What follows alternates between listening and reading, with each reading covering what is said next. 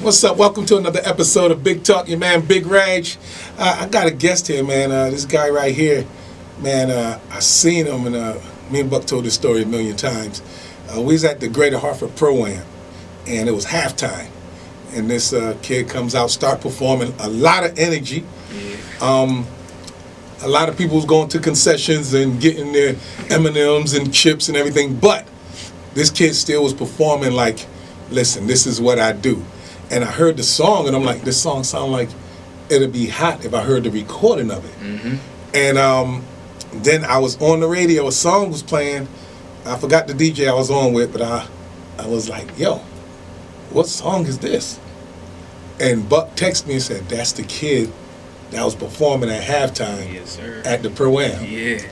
And from there, he's made song after song, been tearing up the internet with freestyles and everything. Yeah. My guy Anoyd is in the building. What's going on, bro? What's good, bro? Chilling, man. Everything good? Yeah, man. Everything's beautiful. I can't complain. All right, you got a new project out, Paranoyd. We're gonna talk about that in a minute. But let's run through the Anoyd story, man. I just gave the first part of when I first heard about you, first met you. Yeah. And then you had the song Liquor Stains, which is probably my favorite Anoyd song. Yeah, for sure. The Liquor It's a classic right there. Yeah, that was the joint that you performed at the Pro-Am. Yeah. And then comes a song called Lucky. That changes everything for Anoyd. Yeah, that changed my life. Now let's tell me about the road from Liquor Stain to Lucky. Liquor Stains to Lucky. Liquor Stains to Lucky was crazy because like Liquor Stains was just one of them records where I just wanted to turn up, you know what I'm saying? But Lucky is totally different. Like Lucky was about a woman, you know what I'm saying? So I met this girl, shout out Cynthia, and then, you know, we start kicking it off. I met her in Boston at the Hard Rock.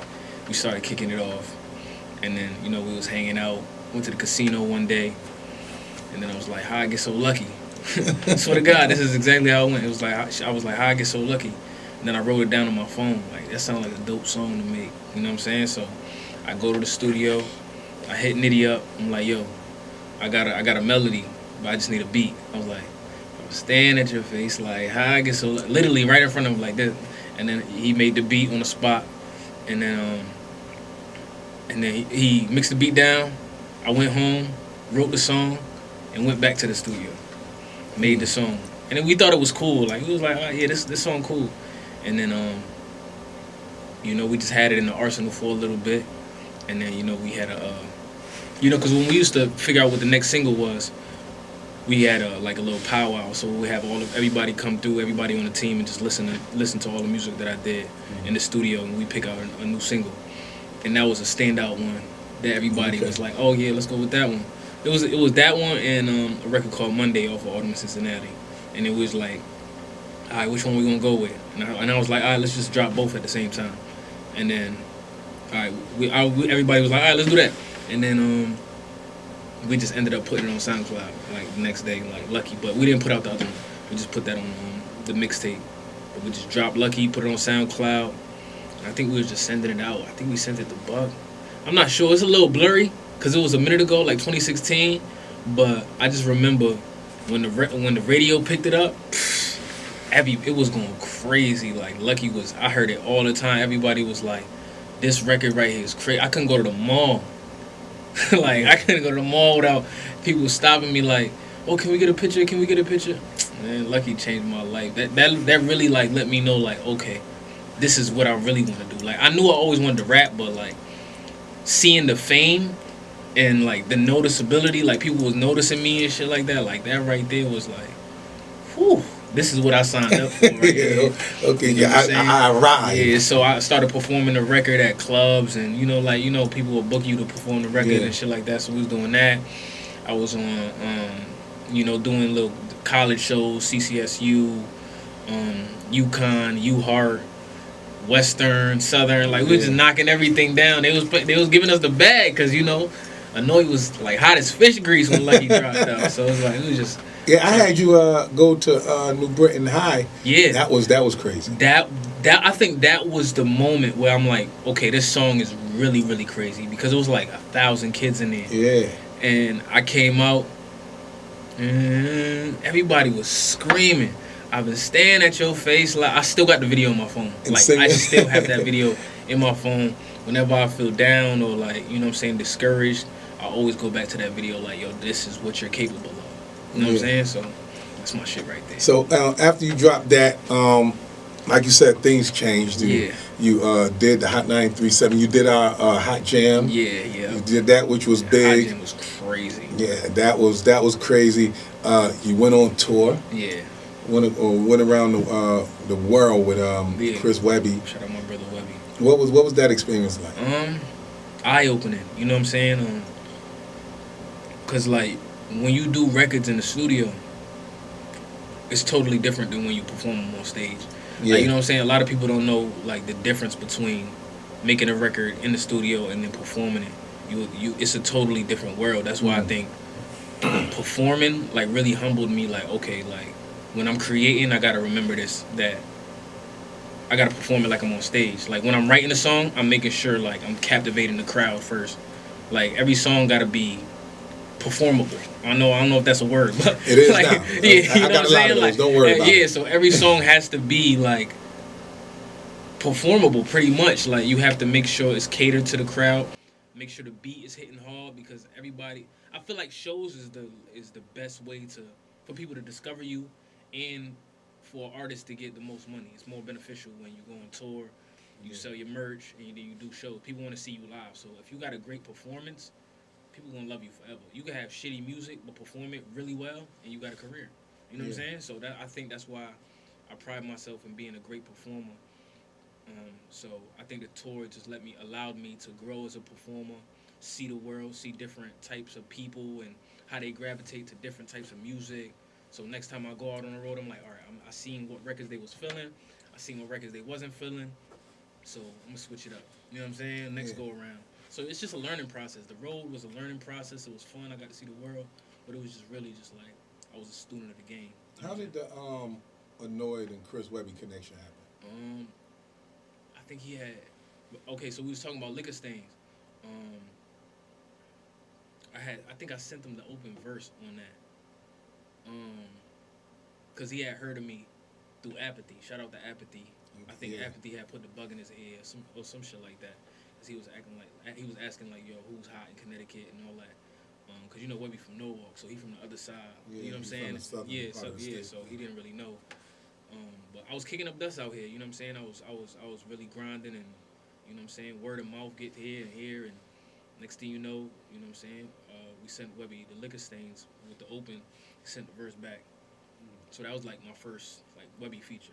You know, that set the tone of everything else. And it's crazy because people would think, you know, they probably saying, yeah, okay, so he lived down the southern part of the state. Yeah. I mean, he still should know who Anoyd is. That's what I'm saying. But I did an interview with him on my TV show, That Life. Okay. And he said that he just be in his own world. He'd be focused. He really didn't understand or knew who was doing what. He was so caught up in doing what he was doing that, you know, he don't really know who the artists around here. Exactly.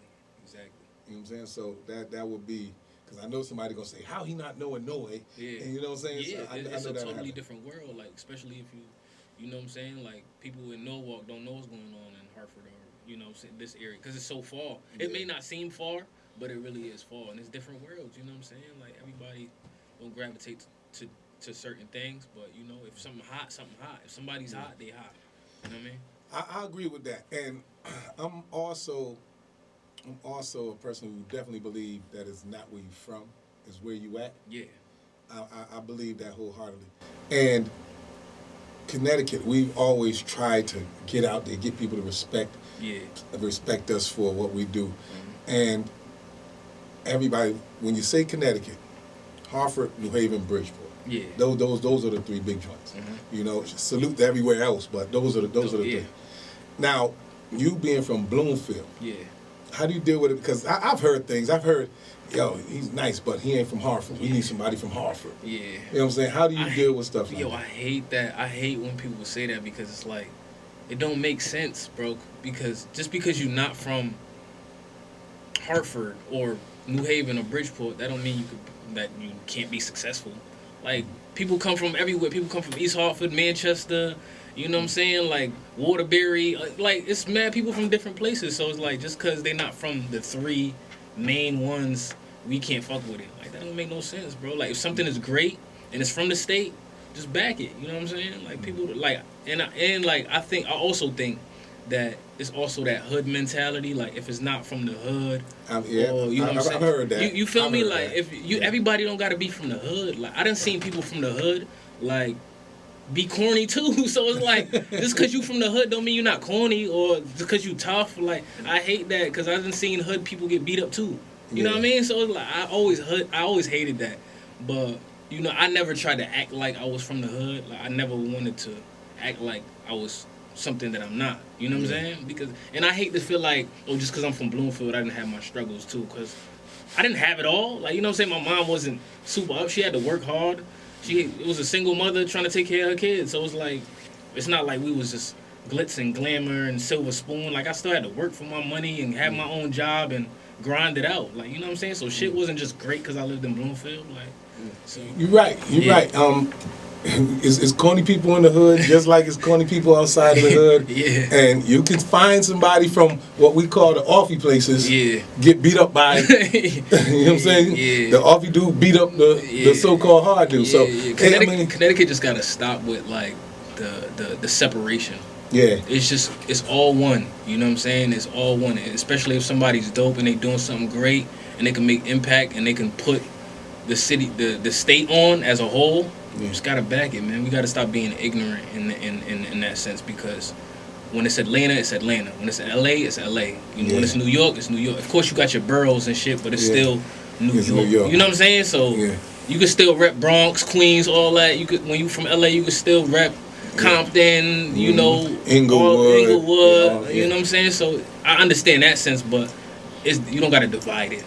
I hate. You know what? I think right now, far as music go, I think this is probably the best time in music, I think, for Connecticut in a long time. I think some of the best music is being made now. Yeah, for sure. In Connecticut. It was, I speak to a lot of people, some mad at me for whatever reason. Yeah. But I will say, I think the artists here now, they're making better music, and I think they're starting to get an understanding of what this business is about. Yeah. It takes a while. Sometimes it takes long to learn. You know what I'm saying? This journey, and you know what type of music to make. Everybody's growing. Everybody's getting older. So it's like you learn as you go. And being from Connecticut, they don't have no blueprint to how to do this shit. Because there was nobody for them to say, I want to be like that person. I'm going to be just like this dude, so I'm going to go this way. We had to make our own way. So we had to make our mistakes. We had to go through what we went through to learn. So, of course, it's like music is a learning process as well. You got to develop your own sound, your style. You know what I'm saying? So, yeah. Now, when you had Lucky, and we talked about this before too, you had Lucky, it was blasted on the radio every day, a million times a day. The video was on BET. Like, it was, you was moving around. And I felt like after that, you took an underground route. Yeah. You know what I'm saying? Like, I felt like you had a record that was for the masses. Yeah. You know, and I felt like you took an underground route. Yeah. You know, doing a bunch of freestyles. Even though the freestyles were dope. Yeah. And I think they were good at the beginning. Yeah. But then I think it went to the underground. I don't think you capitalized completely on Lucky. I agree. I agree 100%. Like, me and Pace always talk about, like, we would have dumped the whole bag on Lucky if we knew what we know now. You know what I'm saying? So, like I said, like, everything was a learning process. So going through what we went through, we was just trying to figure it out. So, you know, of course, we had the Lucky and we had big plates, but then we had people like Funk Flex Sway in the morning calling my phone, like, and these that you gotta do. That we have to do. We can't just be like, oh no, we're not gonna do it. No, but you know what? Those helped. Yeah, exactly. Those helped. Yeah. You know, like they said, too much of anything does not help. Yeah, exactly. You know, so those helped, because when you did the Funk Flex freestyle, that went crazy. Yeah. You know, a Sway. I mean, those are crazy platforms. Yeah. You know, I told Pace. I spoke to Pace. I was like, Pace, stop Anoyd from doing no freestyles. Yeah. I told him that before, but you know, at the same time, everybody's on their own path. Yeah, You know, exactly. y'all had your own plan. Yeah, yeah. You know, so that's not a knock on him. Yeah, no, I get it. You know, I get but I seen him like, you got a record. I understand. on commercial And I radio. understand that side of it. Like, and I understand like everybody's opinion is only for the greater of the situation. So it's not like people be like, oh, why you doing that? You shouldn't be doing that. It's like, yo, you can be doing but so much greater if you just, you know what I'm saying? Like, we got a big record. Cut, don't rap. You know what I'm saying? Just do I mean, you know what? It's like, it's okay to do that. I mean, because I liked it. Yeah. I like the freestyles, everything. Yeah. It's like, don't forget this one. But don't forget, Don't forget I feel that. like we definitely probably forgot. Yeah, You know what I'm saying? Yeah. Yeah, But for sure. I mean, I still feel like, you know, the cream rise to the top. Like, if you got it, you got it. Yeah, yeah. So even if you didn't completely capitalize on that, in the that talent moment, is- the time can come back again. And Yeah. like, if you're great at what you do, and you know what I'm saying, you got God on your side, and you just got faith, and you always pushing through. You got the talent. No matter what, if you miss an opportunity, more opportunities gonna come your way. And I'm glad we kind of missed that opportunity because I learned so much on my journey, falling down, getting up, falling back down again, going to labels, them telling us no, going to labels like, okay, we don't understand it. Is he a rapper? Is he sick? I learned so much during this process over the years, bro. Like, Let's talk about that part. Going to the labels, you got a record being blasted on the radio. Yeah. You got a radio station that's backing you, Yeah. who's telling labels, yo, this kid. yeah. So you go to the labels, and why were there no's? I honestly just feel like I wasn't fully developed yet. Like, you know what I'm saying? I had a hot record. Lucky is a hot record. But it's also like, maybe my look wasn't there all the way, you know what I'm saying? Like, I didn't have my own style, I didn't have my own presence.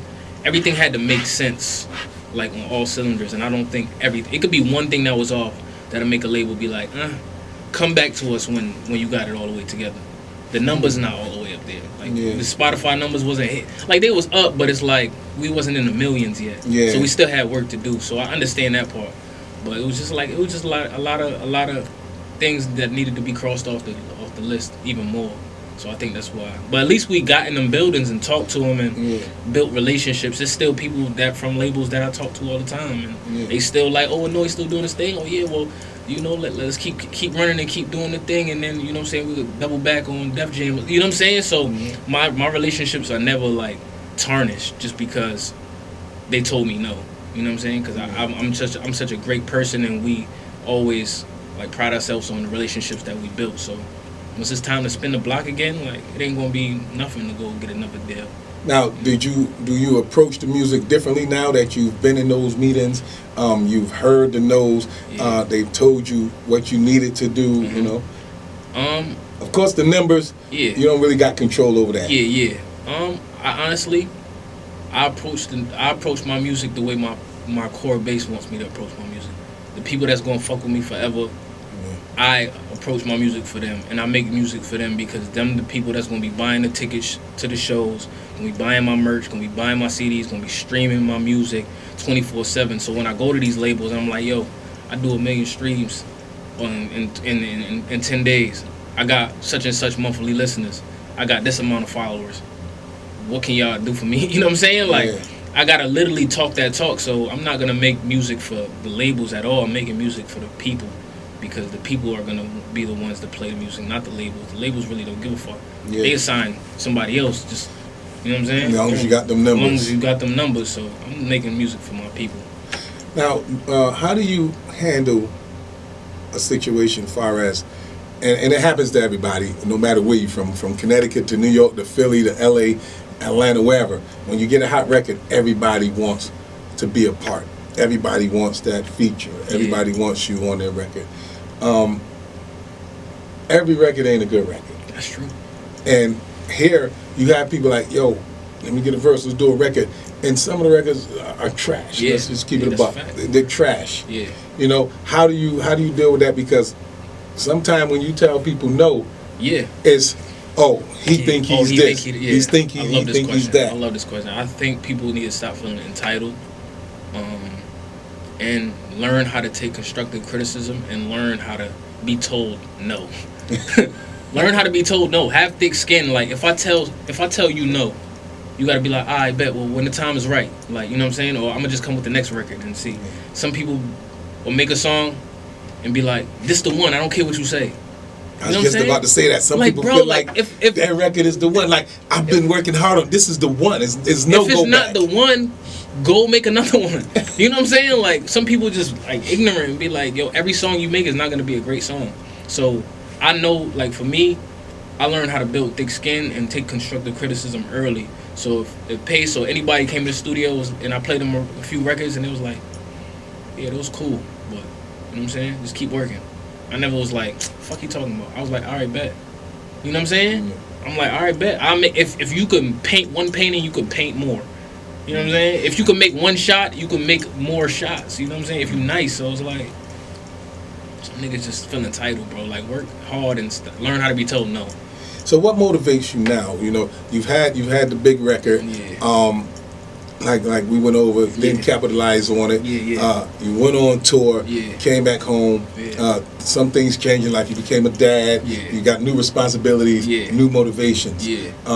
What keeps you going now? Why are we getting paranoid now? Just now, just that. You know, I've grown up so much, learned so much, and you know, being a dad definitely put a battery in my back. Like, now I can't be no bum ass nigga. You feel me? Like, fuck, I look like my son waking up like, yo, my daddy a bum ass nigga. I want him to be like, yo, my daddy one of the greatest rappers of all time. And that's what keeps me going every day. Every time that I'm writing a song or I'm doing a show or anytime I'm doing anything, any platform I'm up on or anything, like, how will my son feel about this? Like, I want him to be able to show his kids on YouTube, his dad, and you know his grandkids and like my grandkids pretty much. But you know what I mean? Like, yeah. So that's what keeps me going, man. Like, being a father and being like just a family man and just trying to do shit for my family, man. I love my family, so that's what keeps me going. What's moving different for Anoyd now? Like, so you've been through all of that. Yeah. Now we got the Paranoid project. Yeah. How did you approach this differently? Taking it back to the essence, man. Taking it back to my mom's basement, you know what I'm saying? Or Blue Hills. You know what I'm saying? Just taking it back to Bloomfield and just like, I don't care about what's trendy. I don't care about what's hot. I don't care about no TikTok, no Instagram reels. I don't care about none of that shit. I'm just back in my mom's basement having fun, perfecting my craft, doing what I love, and just making music from the heart. And I feel like that's what we brought back with Paranoyd. Like, I ain't care about shit else. Like, you don't gotta play this on the radio. I don't care. Was it a time that you wasn't having fun doing this? Of course. You know, because when we was hot, like, or trying to figure things out, you make songs that you don't really necessarily want to make because other people feel like they should be telling you what to make. You know what I'm saying? Like, yo, we need a record like this, or we need a record like this because this is hot right now, so make a record like this. It's hard not to fall in that, like, that realm because you want to stay hot. You know what I mean? Like, so you lose yourself in the journey a little bit. You know what I'm saying? You're going to make records that you don't want to make, but then everything always comes full circle because you realize that wasn't for you. Oh, okay. You feel me? Like, that shit probably just wasn't for me. All right, so let's talk about Paranoid now. Yeah. That's your new EP. Yeah, so many rappers done lost their lives, man.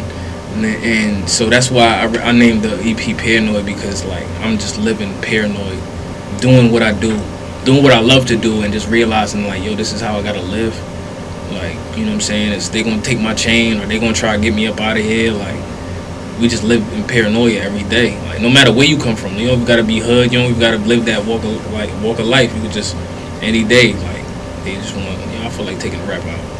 Yeah, You know what I'm saying? So that's where Paranoid came from. Like, having the most dangerous job in America. That's what, and that was the first record that I made for Paranoid, the most dangerous record.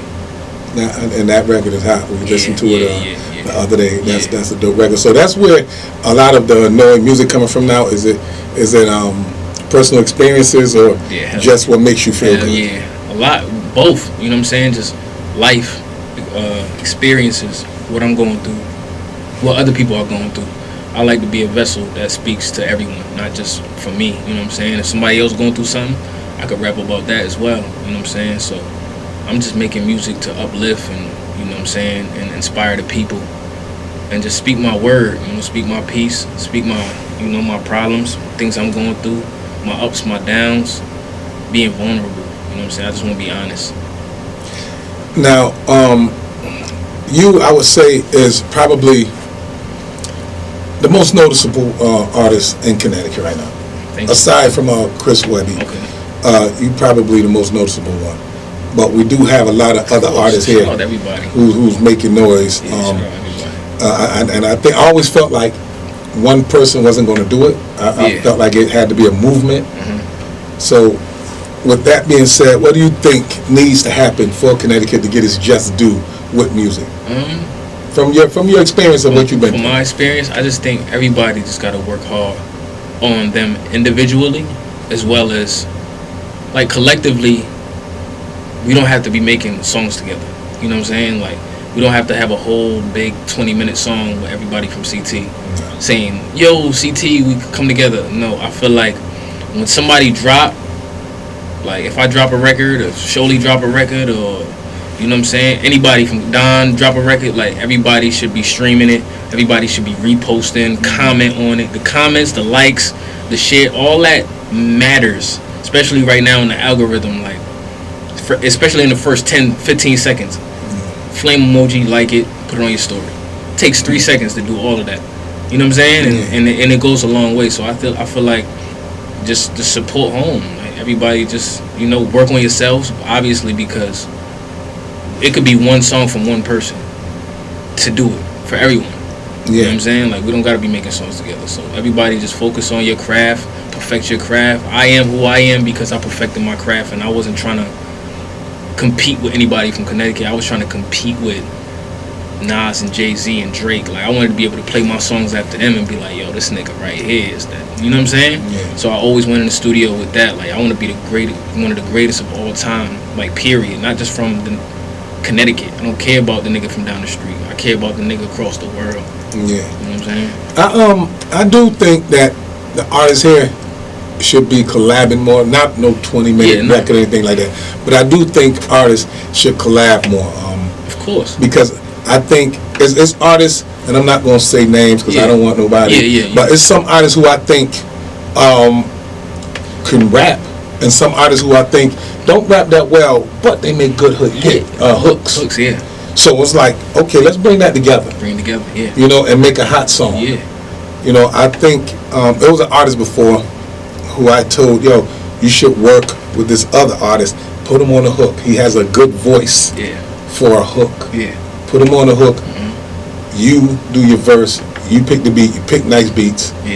He write nice hooks. He sound good on hooks. And he didn't want to do it. He was like, I don't like people writing my hooks. See, people got to get out of that mentality, because I remember when I went to LA, it was mad writers in the room. I was in the front of the microphone. You know what I'm saying? Coming up with shit. They like, oh yeah, say this, say that. Alright, bet I'm gonna say that. Boom. This dude got the hook. Oh, you got the. Alright, you got the last full. Alright, you got the second verse already writing. Alright, bet. It's all about the end product, and then we got a whole song done in 10 minutes. Alright, pull up the next one. Alright, you got the. Or he already writing the 16 to the next one. Boom. He got the hook for that one. Alright, I got a couple lines already in my head. Boom. 2 songs done, less than an hour. Boom. Like, we got a whole. You feel what I'm saying? It's supposed to be like that. Nobody feels like. I feel like people prideful. Like, if they not the one writing all the lyrics, and that's what happens, because now people will say, hearing that, they be like, oh, Anoyd don't write his lyrics. I write all my shit, but I'm not opposed to anybody coming up with ideas, especially if it's hot. If it's hot, it's hot. You know what I'm saying? Like, I'm not stupid. Like, if I make something and somebody else got something hotter, we going with that. Like, the fuck, like that. I don't gotta feel like I'm not nice. I know I'm dead nice. That's why I'm here. If we all in the room together, it's because we all nice. You feel what I'm saying? So don't feel like you not good just because you didn't come up with the lyric. Like, I hate that. Like, Drake got writers too.